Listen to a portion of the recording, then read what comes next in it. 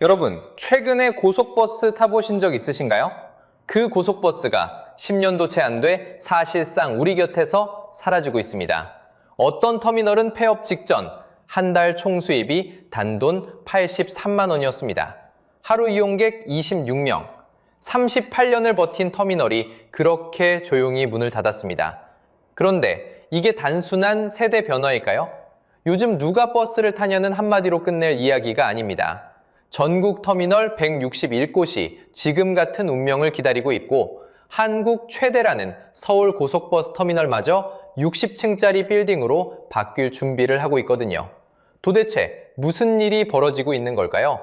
분명히 말씀드리면 이건 버스가 낡아서도 사람들이 변덕을 부려서도 아닙니다. 우리가 싸게 타온 KTX 표값 기회 숨은 누구도 제대로 설명해주지 않은 기울어진 운동장이 있습니다. 오늘 38년 터미널을 무너뜨린 진짜 범인을 끝까지 추적해 보겠습니다. 그리고 이 이야기가 왜 결국 여러분의 지갑과 여러분의 고향에 닿는지 숫자로 보여드리겠습니다. 본격적인 이야기에 앞서 이런 경제 이야기가 도움이 되신다면 구독과 좋아요 부탁드립니다. 서울 동북부의 한 터미널을 떠올려 보겠습니다. 상봉터미널. 38년 동안 수많은 사람을 실어 나른 곳입니다. 명절이면 발 디딜 틈이 없었습니다. 그런데 폐업을 코앞에 둔 마지막 달, 이 터미널의 한 달 총수입은 얼마였을까요? 단돈 83만 6,336원이었습니다. 하루 평균 이용객은 26명, 하루 26명입니다. 한때 도시의 동맥이었던 곳이 그렇게 조용히 숨을 거뒀습니다. 현장을 다녀온 사람들의 말은 더 서늘합니다. 대합실에 사람이 없다는 겁니다. 매표소도 의자도 전광판도 그대로인데 그 앞을 지나는 사람만 사라졌습니다. 한 상인은 이렇게 표현했습니다. 쥐새끼 한 마리도 안 보인다고요. 표를 끊으러 오는 사람이 없으니 안에서 장사하던 가게들도 하나둘 짐을 쌌습니다. 그렇게 38년의 역사가 막을 내렸습니다. 여기서 잠깐 생각해 보겠습니다. 한 달에 83만 원.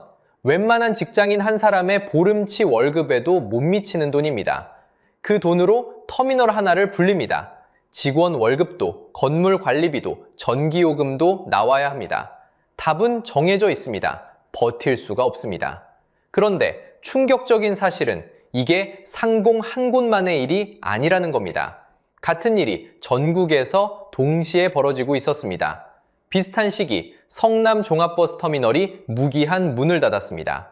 이곳의 하루 이용객은 한때 6,700명이었습니다. 그러던 것이 3,500명으로 주저앉았습니다. 사실상 반토막입니다. 고양 화정터미널도 문을 닫고 다른 곳으로 통합됐습니다. 한 곳의 사정이 아니라 전국에서 동시에 벌어지는 일입니다. 숫자가 모든 걸 말해줍니다. 2018년 전국에 326곳이던 터미널은 지금 283곳으로 줄었습니다. 6년 사이 40곳 넘게 사라진 겁니다. 도시의 정맥이 하나씩 막혀가는 풍경입니다. 피가 돌던 길이 막히면 그 끝에 매달린 동매도 함께 굳어갑니다. 여기까지 들으시면 이런 생각이 드실 수 있습니다. 그래도 40곳이면 나머지는 멀쩡한 것 아니냐고요. 그런데 진짜 무서운 숫자는 따로 있습니다. 지금 남아있는 283곳 가운데 무려 161곳이 폐업을 기다리는 처지입니다. 하루 이용객 500명을 넘기지 못하는 곳들입니다. 절반이 넘습니다. 살아남은 터미널의 절반 이상이 다음 차례를 기다리고 있다는 뜻입니다. 상상해 보시기 바랍니다. 내 고향으로 가던 버스가 부모님이 병원에 가실 때 타시던 그 버스가 어느 날 끊깁니다.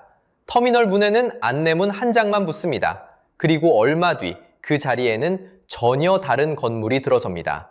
지금 이 순간에도 전국 161곳에서 이 시계는 돌아가고 있습니다. 분명히 짚고 넘어가겠습니다. 이건 버스가 낡아서가 아닙니다. 사람들이 갑자기 변덕을 부린 것도 아닙니다. 누군가의 게으름이나 실수로 벌어진 일도 아닙니다. 그렇다면 도대체 무엇이 한 도시의 동맥을 이토록 빠르게 말려버린 걸까요? 전국 161곳이 같은 운명을 기다리고 있다는 이 풍경. 그런데 불과 한 세대 전, 이 터미널들은 전혀 다른 곳이었습니다.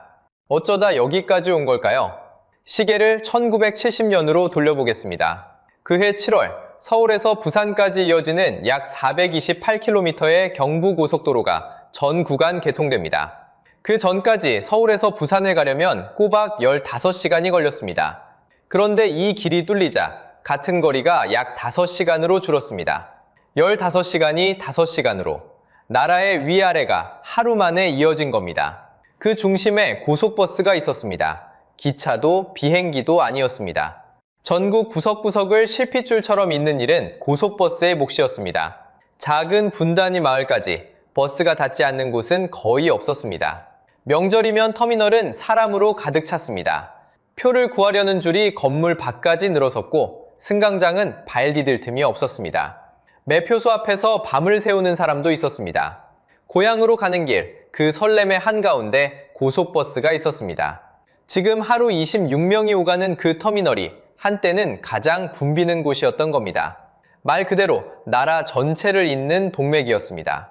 그 동맥에 첫 균열이 생긴 건 2004년이었습니다. 그해 4월 KTX가 개통합니다. 서울에서 부산까지 약 2시간 40분, 고속버스로 4시간 넘게 걸리던 거리를 기차가 절반으로 줄여버린 겁니다. 그리고 2016년 SRT가 추가로 문을 엽니다. 빠른 기차가 둘로 늘어난 거죠. 사람들의 발길은 조금씩, 그러나 분명하게 철도로 옮겨가기 시작했습니다. 여기까지는 어쩌면 자연스러운 이야기입니다. 더 빠른 게 나왔으니 그쪽으로 가는 게 당연하지 않냐고요.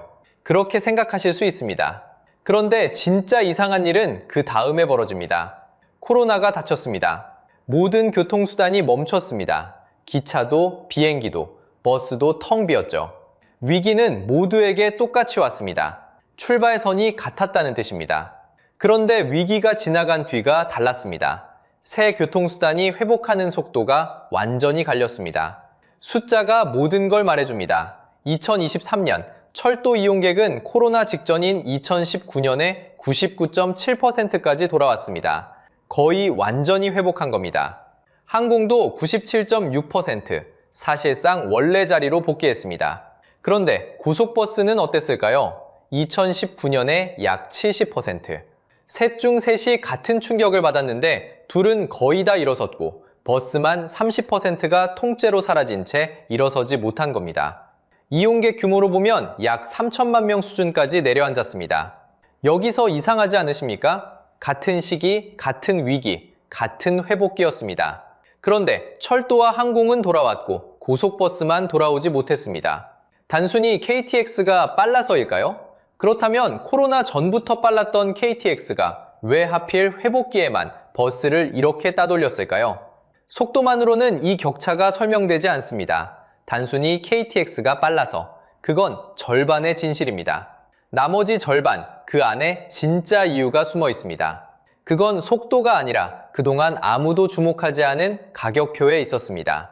여기서부터가 핵심입니다. 여러분, KTX 표를 끊으면서 이런 생각 해보신 적 있으신가요? 생각보다 안 비싸네? 맞습니다. 그런데 그게 이상한 겁니다. 서울에서 부산까지 KTX 일반실 요금은 59,800원입니다. 이 숫자 언제부터 그대로였을 것 같으신가요? 2011년 12월입니다. 그 뒤로 14년째 한 번도 오르지 않았습니다. 14년 동안 물가는 27% 올랐습니다. 항공요금은 23% 올랐고 고속버스 요금도 21% 올랐습니다. 같은 기간 최저임금은 128%나 뛰었습니다. 세상의 거의 모든 가격이 움직였습니다. 그런데 KTX 요금만 단 1%도 오르지 않았습니다. 그 자리에 멈춰 있습니다. 이게 무슨 일을 만들었을까요? 서울에서 부산까지 고속버스 프리미엄 좌석은 51,600원입니다. KTX와의 차이는 단 8,200원. 그런데 시간은 어떨까요? KTX는 2시간 30분, 고속버스는 4시간입니다. 1시간 반을 더 앉아있고 아낄 수 있는 돈은 8,200원. 자, 여러분이라면 무엇을 타시겠습니까? 답은 이미 정해져 있습니다. 여기서 진짜 질문이 시작됩니다. 도대체 KTX는 왜 14년이나 요금을 못 올렸을까요? 답은 누가 뒤에서 버텨주느냐에 있습니다. KTX를 운영하는 코레일은 국가가 세운 공기업입니다. 적자가 나도 무너지지 않습니다. 국가가 메워주니까요. 그 적자가 어느 정도냐? 코레일이 쌓아온 빚은 올해 22조 원을 넘어설 전망입니다. 여기에 붙는 이자만 한 해 4천억 원이 넘습니다. 하루에 11억 원씩 가만히 앉아서 이자로 나가는 셈입니다. 버는 돈보다 빚이 3배 가까이 많은 살림, 곧 그 빚이 1년 살림의 3배에 닿는다고 합니다. 보통의 회사라면 진작에 벼랑 끝에 섰을 숫자입니다. 그런데도 요금은 묶여 있습니다. 적자가 나도 국가라는 든든한 등받이가 있기 때문입니다. 반면 고속버스는 어떨까요? 고속버스는 민간 회사가 운영합니다. 등받이가 없습니다. 적자가 쌓이면 노선이 하나씩 사라지고 결국 회사가 문을 닫습니다. 메워줄 국가는 없습니다. 손님이 줄면 그대로 끝입니다. 그래서 고속버스는 살아남으려고 요금을 올려야 했고 올릴수록 손님은 더 빠르게 KTX로 옮겨갔습니다. 여기서 우리는 잠깐 멈춰야 합니다. 한쪽은 적자가 나도 국가가 버텨줍니다. 한쪽은 적자가 나면 그냥 끝입니다. 같은 길 위를 달리는데 한 선수는 발목에 무거운 모래주머니를 차고 있고 다른 선수는 국가가 뒤에서 등을 떠밀어줍니다. 이걸 공정한 경쟁이라고 부를 수 있을까요? 기울어진 운동장, 우리가 싸게 타온 그 KTX표 한 장 뒤에는 바로 이 구조가 숨어 있었습니다. 그런데 여기서 정말 놀라운 사실이 나옵니다. 적자라고 하니 KTX가 손님이 없어서 그런가 싶으실 겁니다. 정반대입니다. KTX가 벌어들인 돈은 2024년에 2조 5천억 원을 넘었습니다. 2년 연속 역대 최고 기록입니다. 손님은 넘쳐납니다. 그렇게 많이 벌었는데도 코레일은 여전히 적자입니다. 왜일까요? 요금을 일부러 낮게 눌러두었기 때문입니다. 벌 만큼 버는데도 받아야 할 만큼 받지 않는 겁니다. 그 차이를, 그 모자란 돈을 누가 메울까요? 자, 이제 정리해 보겠습니다. KTX 요금은 14년째 묶여 있습니다. 그 덕에 우리는 싸게 탔습니다. 그 사이 고속버스는 가격으로도 시간으로도 이길 수가 없는 자리로 밀려났습니다. 한쪽은 망해도 국가가 일으켜 세우고 한쪽은 망하면 그대로 사라집니다. 이게 공정한가요? 답을 굳이 제가 말씀드릴 필요는 없을 것 같습니다. 여러분 마음속에 방금 떠오른 그 답이 바로 38년 터미널을 무너뜨린 진짜 정체입니다. 그런데 이 기울어진 운동장에는 한 가지 더 무서운 사실이 남아 있습니다. 세상에 공짜는 없습니다. 싸게 눌러둔 그 요금, 누군가는 어디선가 결국 값을 치러야 합니다. 그리고 그 청구서는 먼 곳이 아니라 결국 여러분에게 옵니다. 그럼 이 모든 게 나랑 무슨 상관이냐고요? 버스 안 타는 나한테 무슨 영향이 있느냐고요? 지금부터가 진짜 무서운 이야기입니다. 이 기울어진 운동장이 만든 청구서는 정확히 3군데로 날아옵니다. 내 고향, 내 요금, 그리고 내 세금입니다. 첫 번째 청구서는 고향으로 날아갑니다. 버스가 끊긴다는 건 단순히 노선 하나가 사라지는 일이 아닙니다. 어떤 군 지역에서는 시내로 나가는 버스가 하루 몇 대로 줄었습니다. 그러면 가장 먼저 타격을 입는 건 어르신들입니다. 병원에 가려면 왕복 택시비를 감당해야 합니다. 그 부담에 어르신들은 결국 병원 가는 걸 미루거나 포기합니다. 젊은 사람은 차가 있으니 떠나면 그만입니다. 그렇게 청년이 빠지고 어르신만 남고 그 어르신마저 이동할 수단을 잃습니다. 지역이 천천히 멈춰섭니다. 여기서 한 가지 짚고 넘어가야 합니다. 모든 노선이 똑같이 무너지는 건 아닙니다. 창원, 전주, 청주, 강릉 같은 대도시 노선은 지금도 주말 서울행이 매진됩니다. 무너지는 건 사람이 적은 군지역 노선입니다. 돈 되는 노선은 살아남고 돈 안 되는 노선만 사라집니다. 그래서 더 무섭습니다. 가장 버스가 필요한 곳에서 가장 먼저 버스가 사라지고 있으니까요. 고속버스의 몰락은 지방 소멸의 조용한 신호탄입니다. 두 번째 청구서는 내요금으로 돌아옵니다. 버스가 사라지면 어떻게 될까요? 장거리 이동에서 철도가 사실상 혼자 남습니다. 경쟁자가 없는 시장에서 가격이 어디로 갈지는 굳이 설명하지 않아도 아실 겁니다. 코레일은 이미 14년 눌러둔 KTX 요금을 약 17% 올리는 방안을 추진하고 있습니다. 서울에서 부산까지 59,800원이 7만 원에 가까워진다는 이야기입니다. 다만 2026년 6월 지금까지 이 인상은 최종 확정되지도 시행되지도 않았습니다.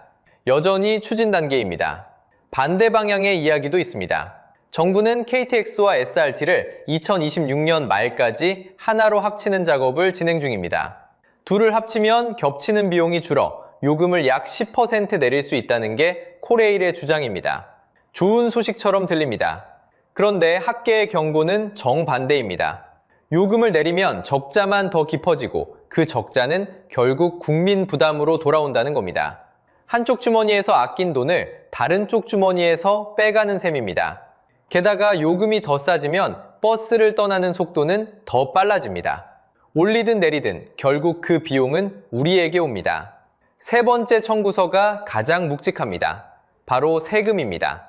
전국 버스에 들어가는 재정지원금은 2019년 약 2조 원에서 2024년 4조 1천억 원으로 늘었습니다. 5년 만에 107% 증가입니다.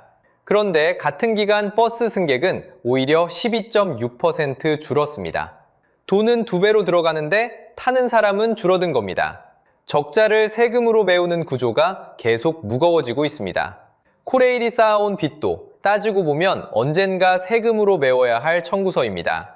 결국 버스를 타든 안 타든 우리 모두가 이 비용을 나눠내고 있는 셈입니다. 그래서 정치권도 움직이기 시작했습니다. 2025년 여야 의원들이 함께 법안 하나를 발의했습니다. 돈이 안 되더라도 꼭 필요한 노선은 국가가 필수 노선으로 지정해 지키자는 내용입니다. 이 노선은 적자가 나도 국가가 책임진다는 일종의 안전망인 셈입니다.